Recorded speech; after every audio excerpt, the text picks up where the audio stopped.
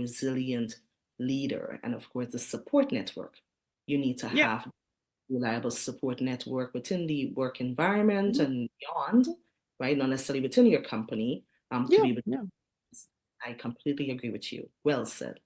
And so my next question, follow-up question is really, what are the specific strategies or practices that you personally have found effective in building resilience within your team or organization? Whether it's something you have done, that would be a great place to start, or anything else you've seen outside of your company, maybe peers, peer companies that have been instrumental in building resilience within leadership.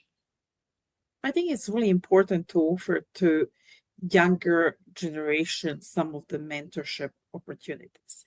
And, see if you can find mentors within your organization that are not directly involved. Like, sometimes it's harder to mentor people that directly report to you because they may take it in different ways. I did some structured mentorships to different groups and provide the training so people understand, why I'm getting feedback. When they understand that's part of the process, and you're providing feedback to all your employees, not just before bonus period or end of the year, but you provide feedback as it happens. And that's the right way, I think, to do it.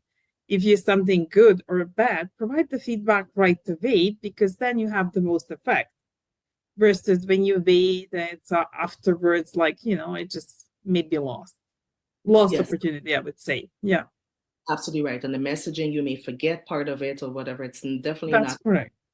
a seed in the moment at that point in time to reject goodness and value in another person's journey. And that's very, very, I'm going to go as far as saying not just mentorship network is really vital for that's right. resiliency, which is by extension high performance leadership, but also having that board of directors, those board of directors, not literally board, but people who can speak for you in places where you are not necessarily there and advocate for you, that you can climb that ladder of success. I've seen how instrumental that is in really launching the female executive leaders' career and have them advance. Yeah, for sure. And I find like executive, I always provide feedback, in person or over phone if that's the way, but just directly. I never provide feedback on the meetings or just make it personal. Otherwise people may be ashamed or they feel bad, and that's not the point. You want to help people grow and develop, not shame them or whatever. Of course, any compliments on good execution or anything like that's perfect, but if you want to provide really personal feedback, do it in person or remote or whatever. Just do that over the phone. Do that so people really understand and people appreciate. I did appreciate some real feedback. Absolutely. Sometimes it's not hard to hear, but if it's real feedback, if it's gonna help you out. That's basically it. I wholeheartedly agree with that, because your communication mode in terms of how you're, delivering feedback and, to help someone grow, it is very, very critical to how they, respond and if they grow at all, because it's important for them to be able to, in resiliency and demonstrating resilience, be able to convert those lessons and challenges, the lessons from those challenges and setbacks into opportunities and goodness. So how you communicate that message has to be encouraging tone and build trust, right? With the base of people who report to you and who look up to you. And with that, of course, innovation and creativity and all those things thrive. I absolutely agree with that. Thank you for that. So thank you for doing that so well. You're welcome. And absolutely. And so let's see if we can go on to emotional intelligence mastery. How important do you consider emotional intelligence in your role as a C-suite executive? It's crucial. You know, being able to understand people, understand what moves them, how they react, what they really are made of, call it that way. And you're gonna have different approaches for different people. That meaning, like, it's not in the negative way, but maybe somebody's a little bit need a different approach, different way of asking things, or sharing information versus somebody else needs different approach. And the same thing is, I read this as a younger manager is like how to manage your boss. It was an article. I don't know if I can find it anymore. Like, That would be great. Send that to me. And I was thinking, like, such a weird title. But then you read it and it really focuses on how to manage that relationship, meaning, what the boss needs, why he needs it, or she, whatever is the person, and how to provide actually information that boss needs to make decisions. Absolutely. It's really, not just us understanding how the team works and, how to share the jobs, responsibilities, but it's also important for younger people to understand why I'm asking these things, why I'm bugging you. We have deadlines, we have certain things to meet, and at the end of the day, public or the private company has to meet certain goals and have to make the money. Otherwise, we won't be there for a long time. Well, you have to make you have to be profitable organization. Yeah. And of course, not only reading the minds of your superiors and making sure that they don't necessarily have to ask for deliverables. You can just be proactive in giving these deliverables that they absolutely need to do their job, because you're a facilitator, right? Their performance, and that's the main thing. So, and another thing is that emotional intelligence, from my perspective, it's important to really identify and understand your emotions and identify and, of course, regulate your emotions, right? Key. Yeah. When you have crisis, how do you really respond right, to disruptions? And of course, how can you identify and understand emotions of others? And when I just did a LinkedIn article actually on just yesterday, I posted it on cultural competence, the power of cultural competence for for resilience, right? Which is connected and falls under the umbrella of EQ. And so it comes up again. You need to really put yourself in someone else's shoes. Exactly. Understand really what, where they're coming from, how they perceive things when you do communicate, right? And so just to meet them and to meet them have compromise, you need to have a little bit more understanding, which is the empathy, empathy knob again. Exactly. It's not as easy as it looks like. And, we all have different upbringing, different cultural backgrounds, and, people can see or understand things differently as long as we're open and willing to share and explain and make sure that people are comfortable, at the end of the day. Appreciate it. That's correct. Be inclusive and be respectful. I mean, I live personally in 40 countries, and I know that you may have a different background as well, right? So all those things complement a person, how they show up, how the professional shows up. So they can be. So thank you for that.